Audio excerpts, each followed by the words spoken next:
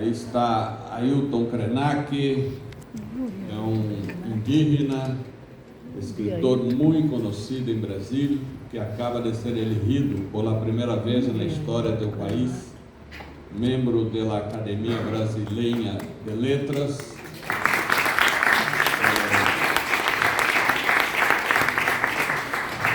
E agradeço a todos e todas vocês que han venido aqui esta manhã.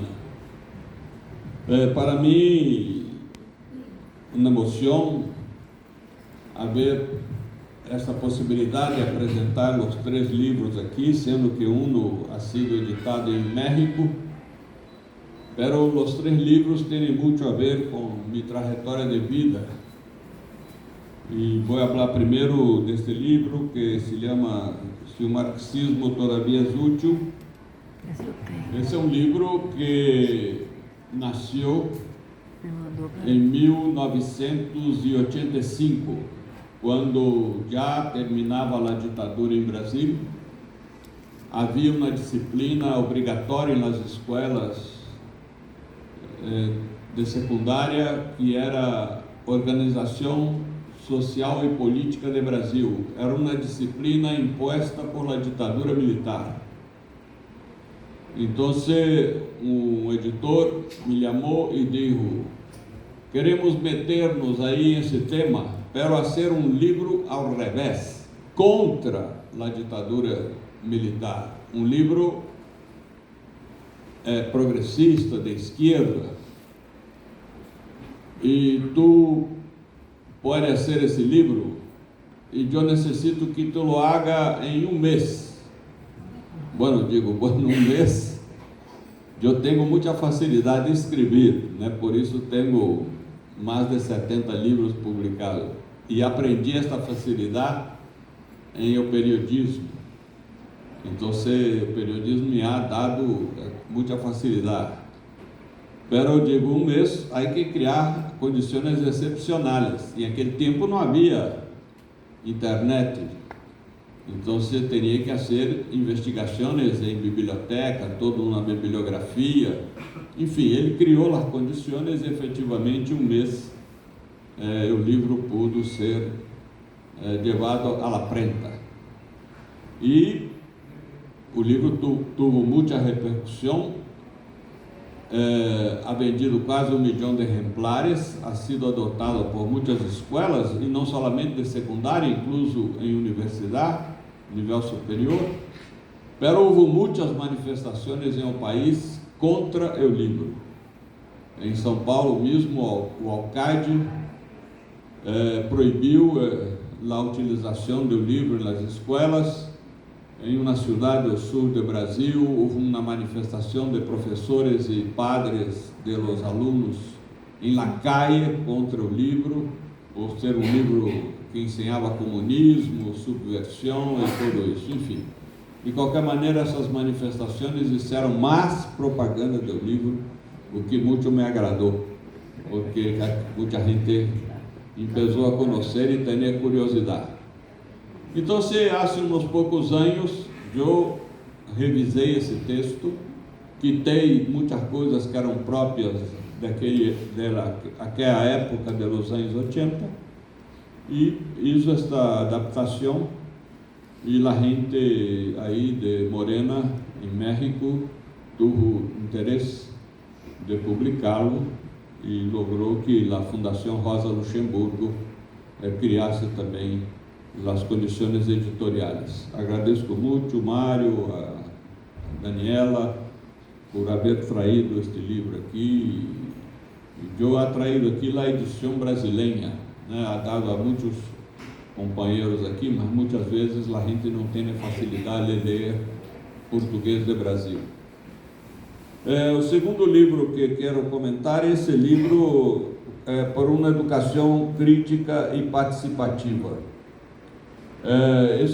Como eu sempre he trabalhado com educação popular, e considero isso fundamental hoje em los processos políticos, aí, falando com um grupo de amigos que me perguntavam que coisas considero importante hoje na conjuntura latino-americana, eu dizia que São 3 prioridades.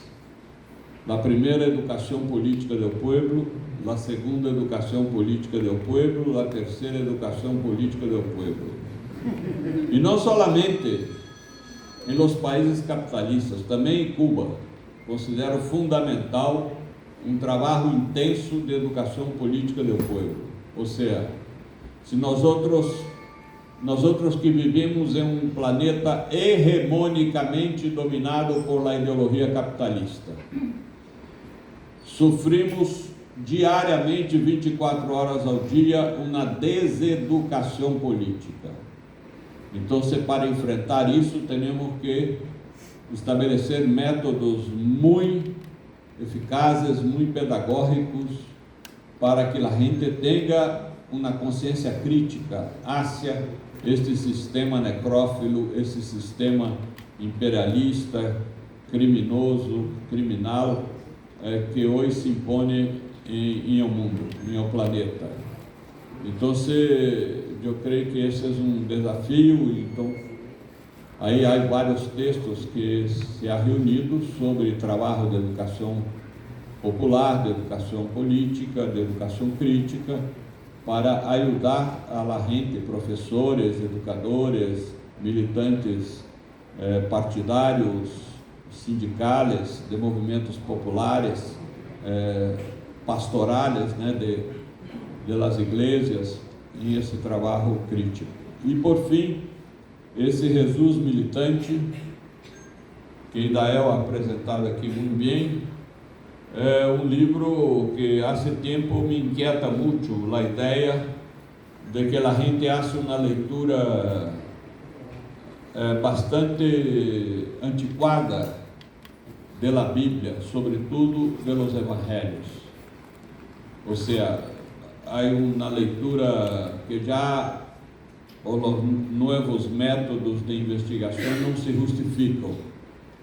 O próprio Idael se referiu à ideia de que havia no tempo de Jesus uma ideologia que se chama tributarista, de que, por exemplo, Miguel de Cervantes, quem conhece a história do autor de Dom Quixote, sabe que ele foi aprisionado por mercenários, por piratas marítimos, e se tornou escravo durante um tempo em África.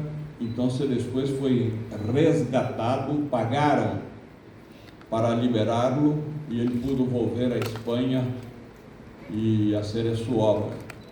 Então havia essa ideia de que também Deus vino em la persona de Jesus, porque a humanidade era muito pecadora e ha pagado com sua vida o preço do resgate de nossa salvação. Isso não tem nenhum sentido. Por que não tem sentido? Porque já ao início da Bíblia, em o Primeiro Testamento, se habla de Abraão, que é o padre da fé de los judíos, de los islâmicos e de los cristianos. Abraão é o ponto de contato das 3 grandes religiões, chamadas religiões do livro, porque as 3 se baseiam em los textos similares. Então, Abraão pensava que tinha que sacrificar seu filho Isaac, e subiu a la montanha para echar Isaac em la hogueira. Uma coisa que os indígenas mexicanos faziam, sacrificar o filho para agradar a los deuses. Isso está em muitas culturas antigas. E Abraão ia por este caminho também, quando Javé, Deus, lhe disse: não, tu não tens que sacrificar a nadie. Incluso tu vas ser padre de uma multitud tão grande quanto as estrelas em o cielo, que é um texto muito lindo do ponto de vista poético, Então, se Abraão ha sido impedido, como Deus vai mandar seu filho Jesus para morrer em la cruz, para resgatar nós outros do pecado. Isso não tem nenhum sentido. Jesus ha sido morto como prisioneiro político, justamente como tantos companheiros e companheiras de nós outros em América Latina han sido mortos por las ditaduras militares, ou aqui mesmo em Cuba, por la ditadura de Batista.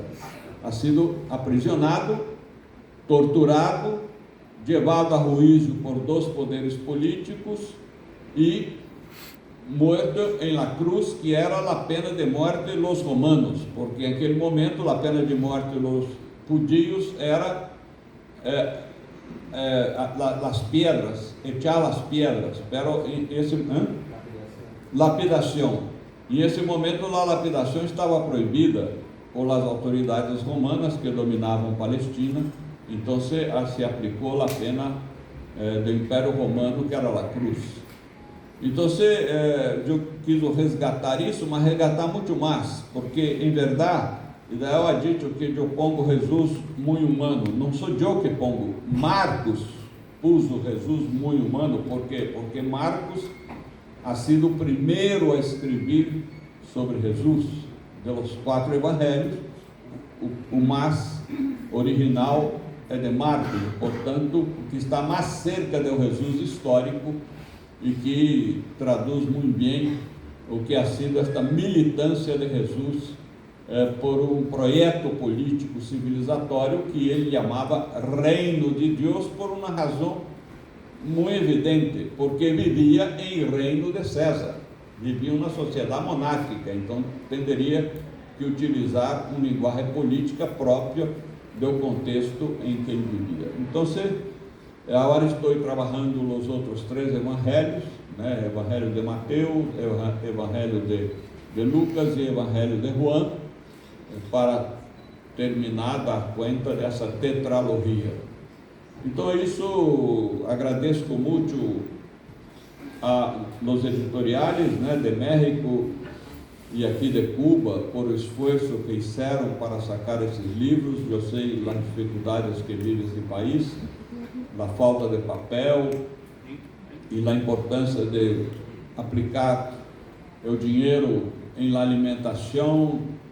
Inclusive isso me hace recordar o fundador de minha comunidade religiosa, Santo Domingo, que aí vivia em Espanha uma vez e houve um momento de muita hambre no povo e o Santo Domingo decidiu vender seus livros. Então a gente se espantou porque tinha livros muito preciosos e dizia: como? Tu está vendendo? Sim, eu estou vendendo para comprar comida para a gente. Mas esses livros, sobretudo naquele momento, porque os livros eram manuscritos, e há que dizer, hechos em piel de animal, não havia papel todavia. Estou falando do século XIII, não havia papel. E ele disse uma frase que se tornou muito conhecida em nosso mundo de dominicos: eu não posso estudar em pieles muertas, mientras las pieles vivas não têm como seguir vivendo. Então, a dito esta frase é magnífica, isto marcou muitíssimo. Ou seja, a opção por o direito à vida da gente está por cima de qualquer bem, incluso de um bem cultural como são os livros. Então, quero agradecer a vocês. Por coincidência, acabo de vir de Alemanha, estive em Berlim e fui a visitar a Praça Bebel. Em essa praça, durante o nazismo, se queimaram milhares e milhares de livros. Há um monumento aí muito interessante, que é um vidro que está no piso da praça, e que tu mira abaixo, estão lá as estantes, estantes se diz, as prateleiras de livros vazias, para significar todos os livros que os nazistas queimaram. Então, la derecha tiene miedo de la cultura. La derecha ahora, por ejemplo, está en moda la cosa del negacionismo. Entonces eso es un hecho cultural muy preocupante que tenemos que enfrentar. Entonces, muchas gracias por ustedes haber venido aquí. Espero que haga, para aquellos que tienen interés en tener el libro, que haga ejemplares para todos. Muchas gracias.